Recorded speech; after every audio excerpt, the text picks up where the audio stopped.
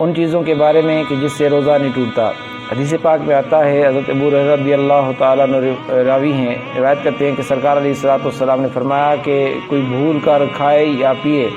تو اس سے روزہ نہیں ٹوٹتا کہ اسے اللہ رب العزت نے کھلایا اور پلایا ہے۔ اسی طرح سرکار علیہ الصلوۃ والسلام کی بارگاہ میں ایک شخص حاضر ہوا، عرض کی یا رسول اللہ میری آنکھ میں مرض ہے تو کیا میں سرما لگا سکتا ہوں؟ تو سرکار علیہ الصلوۃ والسلام نے فرمایا کہ ہاں سرما لگا سکتا ہے۔ اسی طرح احتلام یا کہہ کرنے سے جو ہے روزہ نہیں ٹوٹتا۔ کوئی بھول کر کھا یا پی رہا تھا تو اسے یاد کروانا یہ واجب ہے۔ اگر وہ کمزور ہے، ضعیف ہے، اس کو پتہ ہے کہ اس کو یاد کراؤں گا تو یہ اپنے روزے کو مکمل نہیں کر سکے گا یا اس کو عبادت پر جو ہے طاقت نہیں ملے گی، تو اگر یہ کھا پی لے گا تو روزہ جو ہے اس کو مکمل کر لے گا یا عبادت پر جو ہے اس کو طاقت مل جائے گی، تو اس صورت میں یاد نہ دلانا بہتر ہے۔ لیکن کوئی نوجوان ہو یا طاقتور ہو تو اس کو یاد دلانا جو ہے یہ واجب ہے کہ اس کو یاد دلایا جائے کہ تمہارا روزہ ہے۔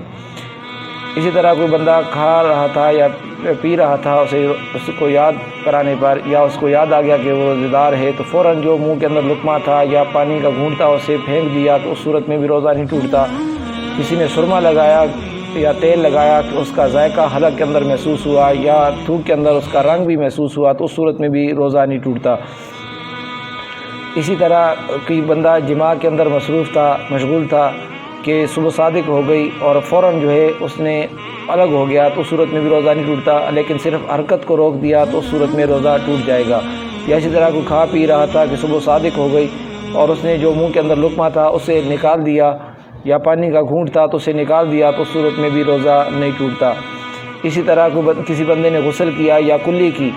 اور اس کو جو ہے ٹھنڈک محسوس ہوئی یا پانی کی کچھ تری جو ہے اس کے منہ کے اندر جو ہے وہ باقی تھی اور وہ اس کے تھوک کے ساتھ جو ہے نکل گیا، تھوک کے ساتھ اس کے حلق سے اتر گئی تو اس صورت میں بھی روزہ نہیں ٹوٹتا۔ لیکن اگر جان بوجھ کر ایسا کرتا ہے تو اس صورت میں یعنی قصداً کرتا ہے تو اس صورت میں روزہ ٹوٹ جائے گا۔ اسی طرح کسی بندے نے جو ہے اس کی عادت ہے کہ جب باتیں کرتا ہے تو جو ہے تھوک وغیرہ اس کے جو ہے ہونٹ اس سے تر ہو جاتے ہیں اور وہ جو ہے اس کو منہ کے اندر لیا اور نکل گیا تو اس صورت میں بھی روزہ نہیں ٹوٹتا۔ تھوک یا جو ہے کھنگار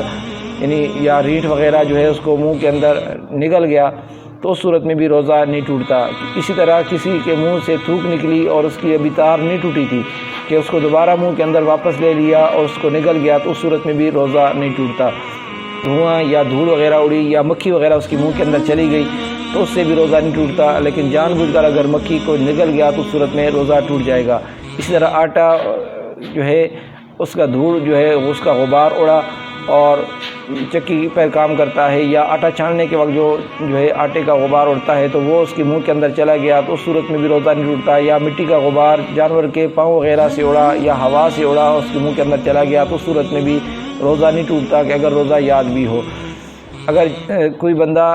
جو ہے اگربتی وغیرہ سلگائی اور وہ دھواں جان بوجھ کر اس نے اپنی ناک کے ذریعے کھینچا تو اس سے روزہ ٹوٹ جائے گا اور اس کے اوپر قضا لازم ہے۔ اس طرح کسی نے حکا یا سرکٹ وغیرہ جو ہے وہ پی اور دھواں جو ہے اس کو اندر لے لیا تو اس صورت میں بھی اس کا روزہ ٹوٹ جائے گا اور اس کے اوپر کفارہ جو ہے وہ لازم آئے گا۔